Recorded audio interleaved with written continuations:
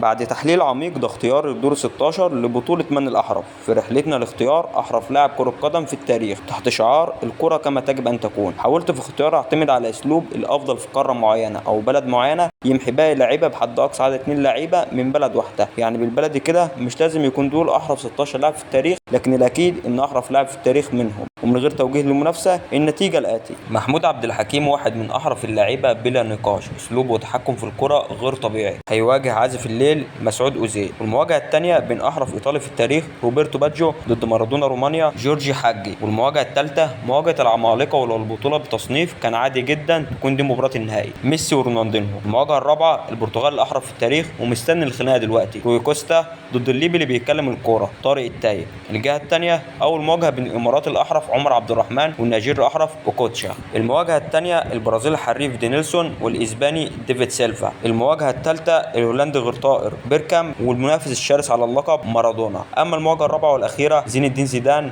وحازم إمام. ودي كل مواجهات دور 16 من بطولة أحرف لاعب في تاريخ كرة القدم. وقول لي رأيك في الكومنتات عن الفكرة والاختيار. وأول مواجهة بين محمود عبد الحكيم وأوزيل هستنى اختيارك في المنشورات ومين اللي يستحق منهم يصعد لدور الثمانية.